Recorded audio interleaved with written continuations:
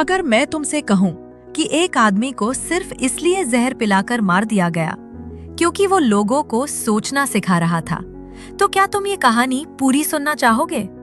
तो आज हम बात करेंगे एक ऐसे इंसान की जिसके पास ना पैसा था ना पावर, लेकिन जिसके सवालों से पूरा शहर हिल जाता था। उसका नाम था सुकरात और दुनिया उसे सोक्रेटिस के नाम से जानती है। ये कहानी है सच, सोच और बलिदान की। रुको, सिर्फ सोचना सिखा रहा था?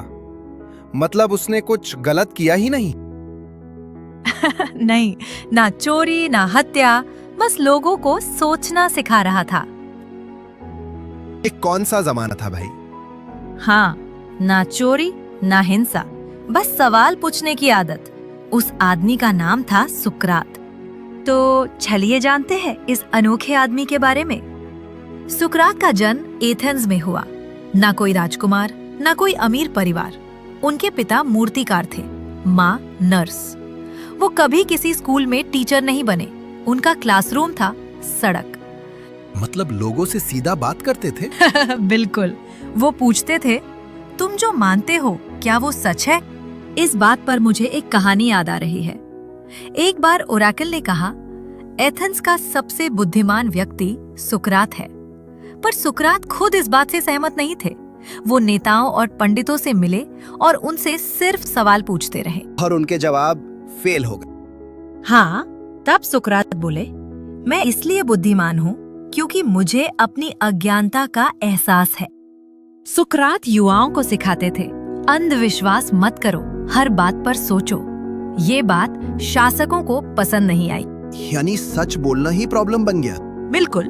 उन पर आरोप लगे देवताओं का अपमान और युवा को बिगाड़ना। कोर्ट ने विकल्प दिया, माफी मांगो या जहर पियो। सुकरात ने माफी मांगने से मना कर दिया। ये डिसीजन आसान नहीं रहा होगा। नहीं, पर उनका मानना था गलत के साथ जीने से अच्छा सच के साथ मरना बेहतर है। और उन्होंने हेमलोक का प्याला पिया। सुकरात ने जीवन त्याग दिया, पर उनके सवाल आज भी जिंदा है। सुकरात मर गए, पर उनके सवाल आज भी जिंदा है। हर उस इंसान के साथ जो बिना डर सोचता है। और शायद इसीलिए सुकरात सिर्फ एक इंसान नहीं थे, वो एक आइडिया थे।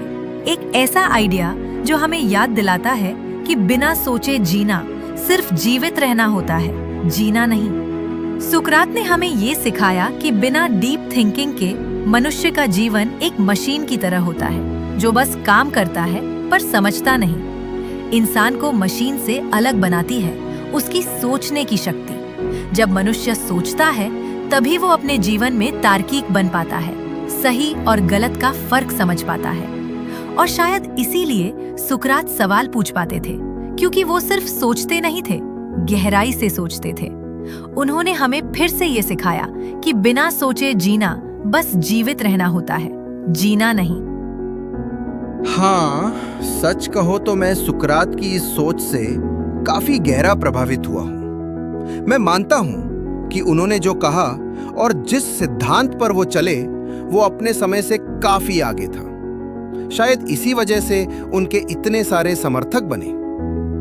आज इस पॉडकास्ट के माध्यम से आपने सिर्फ मुझे ही नहीं बल्कि उन सभी लोगों को जो इस वक्त हमें सुन रहे हैं, जीवन जीने का एक नजरिया दिया है। सिर्फ जीवन जीना नहीं बल्कि जीवन के कुछ मूल सिद्धांतों को समझना, सोचना, सवाल करना और अपनी सोच पर विश्वास रखना। शायद यही सुकरात की सबसे बड़ी सीख है कि जब तक हम सोचते रहेंगे हम सिर्फ जिंदा नहीं, सच में जीवित रहेंगे। बिल्कुल।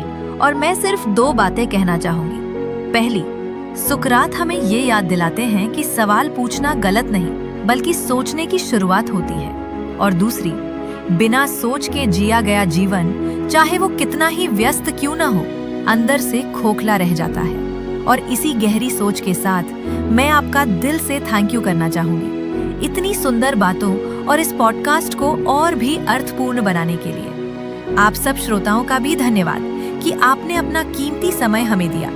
मिलेंगे फिर एक नई कहानी, एक नई सोच के साथ। धन्यवाद।